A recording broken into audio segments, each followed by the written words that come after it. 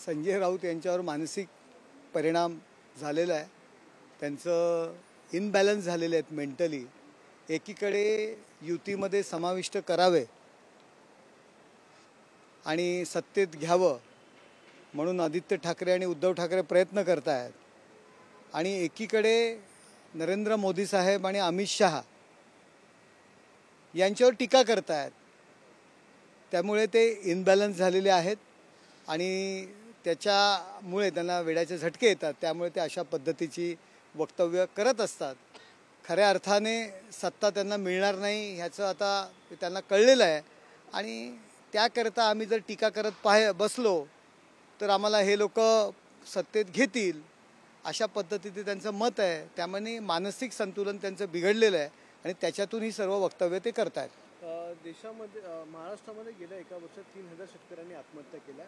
त्यावर आजपर्यंत कधीच राष्ट्रीय बजरंग दल असेल किंवा विश्व हिंदू परिषद असेल किंवा जे औरंगजेबाच्या कबरीचा विषय काढतात ती लोक बोलत नाहीत, आणि बेरोजगारी आणि असे हे जे शेतकऱ्यांची आत्महत्या या विषयांवरून भडकवण्यासाठीच अशा प्रकारचे कबरीचा विषय काढला जातो असं म्हणतात। बघा, कबरीचा विषय काढला म्हणून यांना का मिरच्या झोंबल्यात?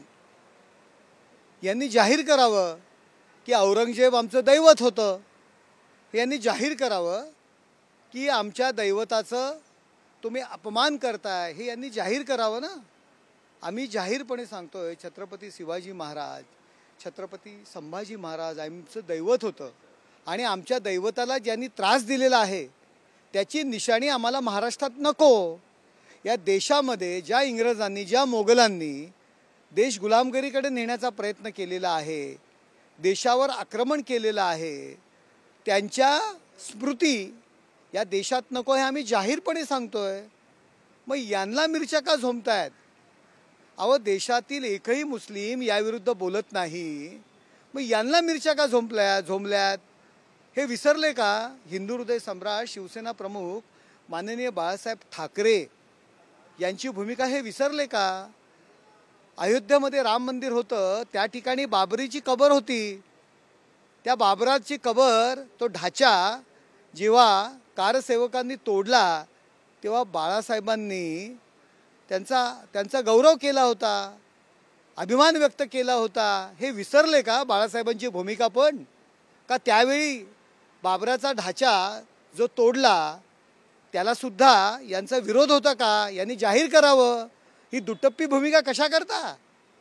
त्यांच्या लक्षात आलेलं आहे केवळ मायनॉरिटीजची वोट बँक आपल्याकडे यावी, कारण बाकीची वोट बँक यांच्याकडनं गेलेली आहे। यांची भूमिका लोकांच्या लक्षात आलेली आहे, त्यामुळे यांना लोक मतदान करत नाही आहेत।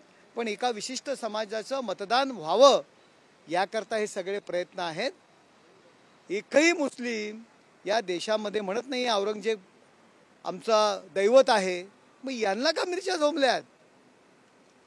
सर, एक महत्त्वाचं तुम्ही जी मागणी केली त्याबद्दल की तुमच्यावरती संजय राऊतांनी टीका केली, तसं म्हणतात की जर एवढंच जर आहे तर त्यांनी स्वतः यावं आणि 400 वर्षापूर्वीची जी कबर आहे ती त्याकडून उकळून टाकावी। त्यांचे जे पक्षप्रमुख आहेत अमित शहा, त्या अमित शहांना विचारून त्यांनी हे असं करावं। यावरून स्पष्ट होत आहे की औरंगजेबाची कबर ही 400 वर्षापूर्वीची आहे, ती नष्ट करण्याकरता संजय राऊतांचा विरोध आहे। याचा अर्थ बाबरीचा जो ढाचा, त्या ठिकाणी बाबरची कबर होती, बाबराच्या स्मृती होत्या, तो ज्या तोडल्या आणि त्या ठिकाणी राम मंदिर आम्ही उभारलं, त्याला सुद्धा संजय राऊत यांचा विरोध होता, हे स्पष्ट होत आहे। आणि त्यामुळेच राम मंदिराला सुद्धा यांचा विरोध होता। त्यामुळे राम मंदिराच्या उद्घाटनाच्या कार्यक्रमाला उद्धव ठाकरे गेले नाहीत, तो विरोध असल्यामुळे गेले नाहीत, हे संजय राऊत यांच्या विधानावरून स्पष्ट झालेलं आहे। हे बघा, सरकार म्हणून जे काही काम करत असेल, कायदा आणि सुव्यवस्था राखण्याच्या दृष्टीने ते त्यांचं काम करत आहे। आम्ही आमची मागणी केलेली आहे, कायद्यात बदल करा ही माझी मागणी मी संसदेमध्ये मांडलेली आहे। सर, दुसरं एक महत्त्वाचं म्हणजे आज उद्या संपूर्ण राज्यामध्ये आंदोलन होणार आहे। विश्व हिंदू परिषद आणि बजरंग दलाकडून आंदोलन केलं जाणार आहे जिल्हाधिकारी कार्यालयावर, आणि तो मागणी हीच आहे की याच्या कबरी जी आहे औरंगजेबची कबर आहे ती महाराष्ट्रातून हलवावी. बघा, बजरंग दल त्यांची जी भूमिका आहे ती त्यांनी भूमिका घेतलेली आहे. त्यांच्या भूमिकेचं मी स्वागत करतो. भाजपने तीन उमेदवार जे आहेत ते जाहीर केलेले आहेत विधान परिषदेसाठी. शिवसेनेकडे देखील एक जागा आहे.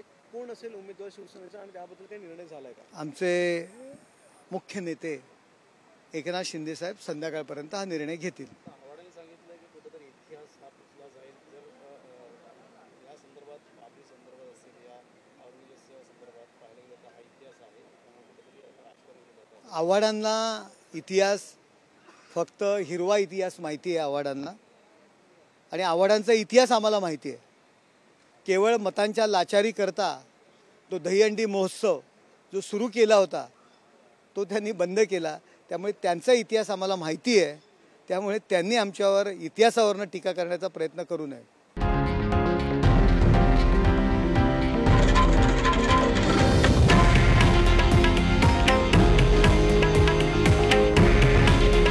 हे आहे देशातील नंबर 1 न्यूज नेटवर्क आणि आपण पाहत आहात TV9 मराठी.